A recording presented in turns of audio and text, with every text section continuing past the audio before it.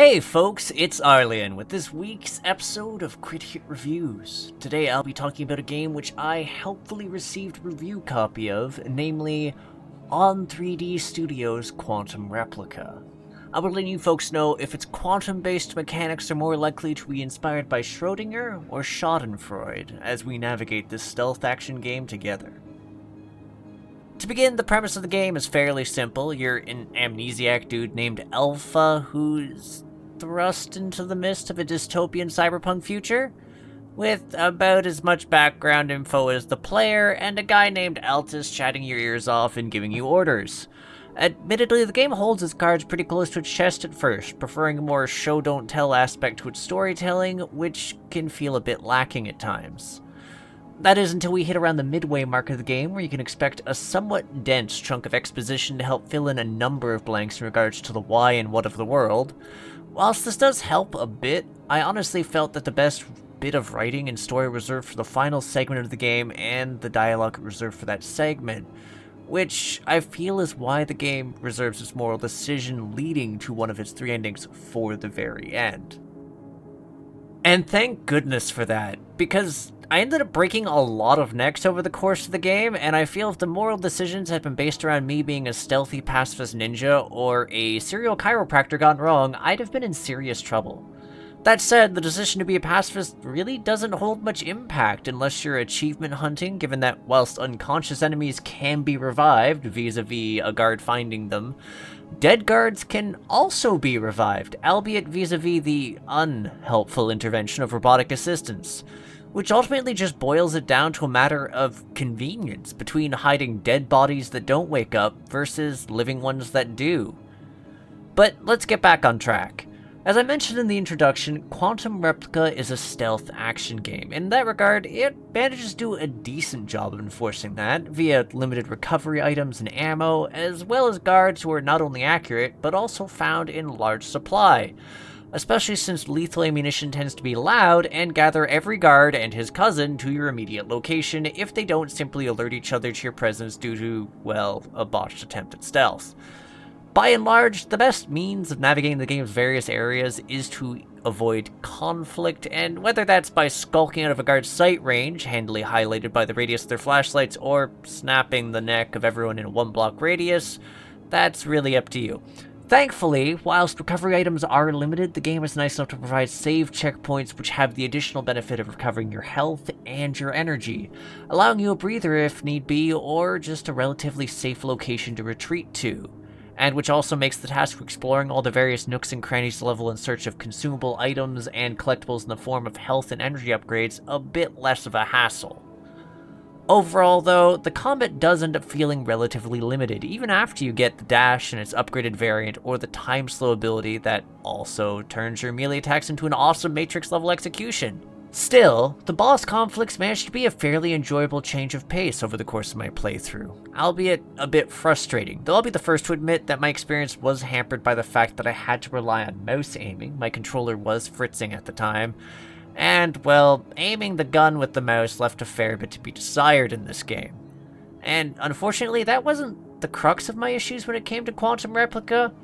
See, there's also this tank boss segment that was a completely punishing and aggravating section which saw me instantly dying over and over again.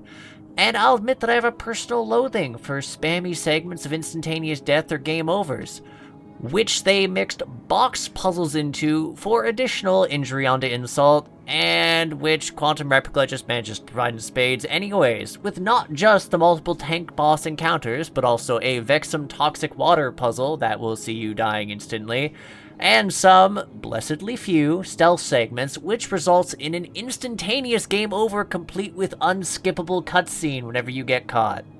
Oh, and instant death pits. Did I mention the instant death pits? Because they're fairly obnoxious, and the game decided it needed a lot of them.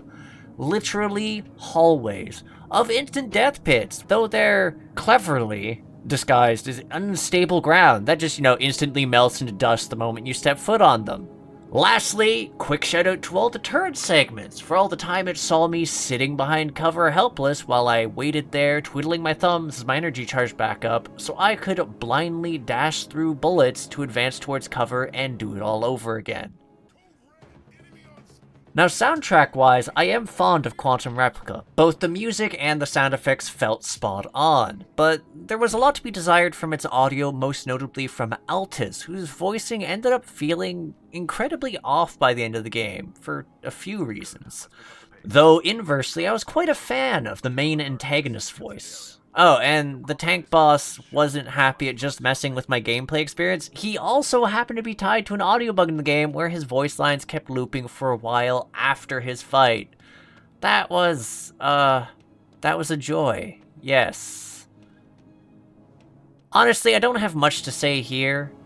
Quantum Replica managed to provide an okay environment to stomp around in, but it ends up feeling fairly samey more often than not, as well as some peculiarities with the animations, most notably on the foot stomp on non-lethal stealth takedowns, but it wasn't bad, and at least the time-slowed takedowns look cool.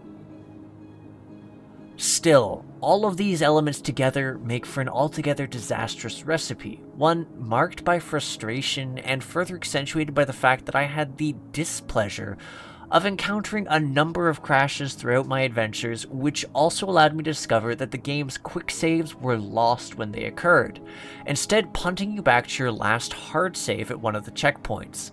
By the time I'd ended the game, which had also contained a segment where the character's literally hobbling through a lengthy walking segment as I'm being monologued at, and which I had a game-crashing bug happen during, I ended up feeling it was a very inconsistent experience.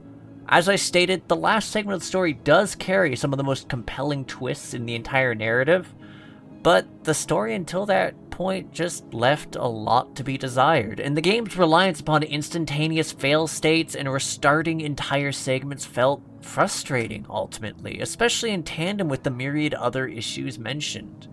Overall, I found myself stepping away from the game and realizing that whilst there were a few moments where I did manage to enjoy myself, it was despite the game itself. Ultimately, I wouldn't really recommend trying out this game, which brings us to this game's score. While it's not the most egregious offender in regards to the gameplay or bugs, it still manages to earn a fail rating, as I don't feel I would even offer this game up as suggestions to a fan of cyberpunk or stealth games, which might have otherwise nudged the game up to a fumble. Anyways, that's the end of this review, so I'd like to offer up a big thank you to anyone who's lasted till the end. If you do have any questions, comments, or the like, even just opinions on this video to say in the comments, feel free to mention it down below.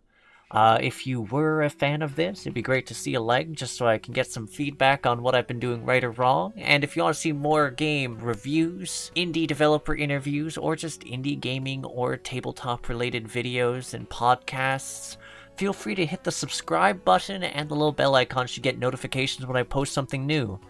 Anyways, this has been Arlyeon, folks. I hope you all have a good, well, weekend, I suppose, when this is posted up, or week if you watch this later. See ya!